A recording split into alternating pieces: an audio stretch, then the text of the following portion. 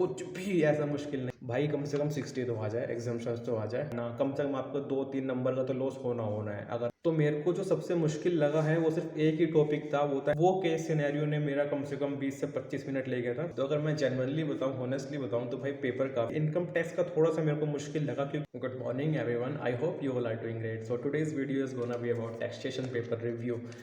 काफ़ी बच्चे क्लेम कर रहे हैं कि भाई पेपर काफ़ी हार्ड था, और काफ़ी बच्चे क्लेम कर रहे हैं कि पेपर काफ़ी ईजी था। तो अगर मैं जेन्युइनली बताऊं, ऑनेस्टली बताऊं तो भाई पेपर काफ़ी ईजी था। लिटरली इस बार के सारे पेपर इजी आए हैं। हमारी प्रेडिक्शन थी कि भाई टैक्सेशन पेपर काफ़ी हार्ड आएगा, क्योंकि हमारे अकाउंट, लॉ, कॉस्टिंग काफ़ी मक्खन पेपर आए हैं। लेकिन एज सच कोई हार्ड नहीं आया। देखो, हमारी प्रेडिक्शन दो पॉइंट ऑफ व्यू से थी कि एक तो हमारे पिछले 3 पेपर काफ़ी इजी आए हैं, और दूसरा कि इस बार 2 हॉलीडेज है टैक्सेशन एग्जाम के लिए। लेकिन टैक्सेशन एग्जाम जो है उतना हार्ड नहीं आया जितनी हमारी प्रेडिक्शन थी।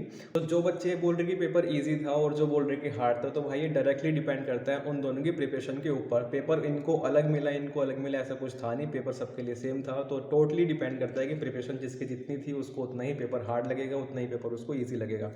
तो अगर मैं आपको बताऊं तो जीएसटी में कोई भी ऐसा क्वेश्चन नहीं था कि जो हम सोच के मतलब पढ़ने के बाद लगे कि भाई ये कौन सा कॉन्सेप्ट से है, ये कोई या फिर हमारे सिलेबस में नहीं है या फिर आउट ऑफ सिलेबस है। ऐसा कुछ भी क्वेश्चन, एक एक पॉइंट ऐसा नहीं था कि जो हमको लगे कि भाई हमको नहीं आता। तो जीएसटी के हर एक चैप्टर में से हमको कोई ना कोई क्वेश्चन हमारे एग्जाम में देखने को मिला है, चाहे वो चैप्टर हमारा वैल्यू ऑफ सप्लाई हो, टाइम ऑफ सप्लाई हो, पेमेंट हो, रिटर्न हो, एग्जाम्शन हो। हर एक चैप्टर में से हमको कोई ना कोई क्वेश्चन मिला है, चाहे वो एमसीक्यू में हो, चाहे वो हमारा रिटर्न हो या प्रैक्टिकल हो। ठीक है, मतलब कि हर एक चैप्टर, अगर आप सोच रहे हो कि भाई मैं चैप्टर छोड़ के जाऊं, तो मत करना। कम से कम आपको 2-3 नंबर का तो लॉस होना होना है अगर आप कोई एक चैप्टर छोड़ के जाते हो जीएसटी में। तो वहीं अगर मैं बात करूं इनकम टैक्स की, तो भाई इनकम टैक्स में टोटल 4 क्वेश्चन आते हैं। 4 में से हमारा क्वेश्चन नंबर 1 जो है कंपलसरी होता है, बाकी रिमेनिंग 3 में से हमको कोई से 2 अटैम्प्ट करने होते हैं। तो जो क्वेश्चन नंबर 2 था उसमें सैलरी क्वेश्चन होता है। सैलरी क्वेश्चन को मैंने अपना ऑप्शनल में रखा था कि भाई अगर मुझे कोई और क्वेश्चन नहीं आता तो मैं सैलरी करूंगा, अदरवाइज मैं सैलरी नहीं करूंगा। तो वही हुआ। क्वेश्चन नंबर फर्स्ट तो कंपलसरी रहता है, जो कि पीजीबीपी का होता है, तो वो तो मैंने कर दिया था। क्वेश्चन नंबर सेकंड सैलरी का था। बाकी थर्ड और फोर्थ, अगर मेरे को थर्ड और फोर्थ आते होंगे तो मैं थर्ड और फोर्थ करूंगा। अगर मुझे लग रहा है कि भाई मेरे को दोनों में से कोई एक आता है, या तो थर्ड या फोर्थ, तो मैं उसके उन दोनों में से कोई एक के साथ सैलरी क्वेश्चन करूंगा। तो लेकिन फॉर्चुनेटली हुआ क्या कि मेरे को थर्ड और फोर्थ दोनों क्वेश्चन आते थे, तो सैलरी क्वेश्चन को थैंक गॉड कि मुझे नहीं करना पड़ा, क्योंकि हो तो जाता, लेकिन इसमें था कि भाई टाइम लगेगा, क्योंकि मेरी उतनी प्रैक्टिस सैलरी क्वेश्चन पे नहीं है।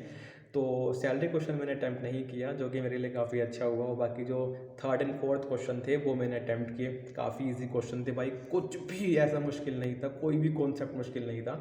बाकी इनकम टैक्स हो गया, जीएसटी हो गया। एमसीक्यू में जीएसटी के तो एमसीक्यू काफ़ी इजी आए थे। इनकम टैक्स का थोड़ा सा मेरे को मुश्किल लगा, क्योंकि उसमें ना भाई एक केस सिनेरियो था। वो केस सिनेरियो ने मेरा कम से कम 20 से 25 मिनट ले गया था। तो उसके बाद भी मैंने वो सिर्फ तुक्के भेड़े हैं। तुक्के मतलब कि एमसीक्यू में मैं श्योर नहीं था कि मुझे कौन सा लगाना है, बस मैं उसमें लगा के आया हूँ अपने हिसाब से। क्योंकि केस सिनेरियो पढ़ने के बाद भी मेरा वो आंसर जो था वो नहीं बन रहा था जो एमसीक्यू में लिखा हुआ था। तो और ये एमसीक्यू सर था किस टॉपिक के ऊपर, भाई ये था house of property, capital gain, और 2-3 टॉपिक और मिक्स कर रखे थे, तो इसलिए मेरे को उसमें थोड़ा सा ना टाइम लग रहा था। तो मेरे को जो सबसे मुश्किल लगा है वो सिर्फ एक ही टॉपिक था, वो था एमसीक्यू का केस सिनेरियो। उसके अलावा और 2 केस सिनेरियो आए थे, 2 में से एक तो ई हो गया था, काफ़ी इजी था। जो सेकंड था ना, जिसके अंदर capital gain, house of property, पता नहीं क्या क्या घुसा हुआ था, भाई वो केस सिनेरियो नहीं हुआ। उस केस सिनेरियो के ऊपर कम से कम 8-9 क्वेश्चन थे, तो भाई वो मैं सिर्फ तुक्का भेड़ के आया हूँ। आई थिंक 8-9 में से अगर कोई मेरे 3 या 4 भी सही हो जाए तब भी मुझे कोई दिक्कत नहीं है। बाकी पेपर अटैम्प्ट करा है मैंने 90 नंबर का। 10 नंबर का मैंने कुछ कुछ मिनिमल पॉइंट्स है वो छोड़े हैं, क्योंकि मेरे को उसमें श्योर नहीं था, तो मैंने उसको करा नहीं। ठीक है, बाकी 90 में से अगर मैं अपने 4 काटता हूँ मार्क्स एमसीक्यू के, 4 या 5 या 6 या 7, तो आई थिंक मेरे बैठते हैं 80-81। 80-81 में से अगर मैं 10 पॉइंट्स और काट दूँ ओवरऑल, जो कि सिली मिस्टेक हो जाती है ना, हमको ध्यान नहीं रहता, तो मेरे बैठते 70। और अगर मैं और एडिशनल 5 पॉइंट काट दूँ तो मेरे बैठते 65। और अगर मैं और 5 पॉइंट काट दूँ तो मेरे बैठते 60। भाई कम से कम 60 तो आ जाए, एग्जाम्शंस तो आ जाए। बाकी आईसीआई ने इस बार पेपर सारे काफ़ी इजी दिए थे, नो डाउट।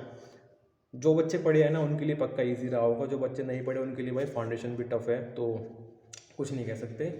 अगर किसी को टिप्स चाहिए कि भाई सेल्फ स्टडी से कैसे करना है हमारा CA इंटरमीडिएट क्लियर, तो भाई बता देना। मैंने अपना 10th 11th 12th BCom first year, BCom second year, BCom third year, CA foundation and now CA intermediate, जितने भी मैंने कोर्स परस्यू करे हैं वो सब मैं सेल्फ स्टडी से कर रहा हूँ। और अब मेरा ये गोल है कि मैं CA इंटरमीडिएट भी सेल्फ स्टडी से निकालूँ। तो भाई जिसको भी कोई टिप्स चाहिए तो बता देना यहाँ कमेंट सेक्शन में, मैं उनको अपनी टिप्स जो है वो दे देता हूँ। वो काफ़ी ज़्यादा हेल्पफुल रहेगी, आई एम श्योर। तो बस GST का पेपर काफ़ी ईजी था, रिजल्ट का वेट करते हैं।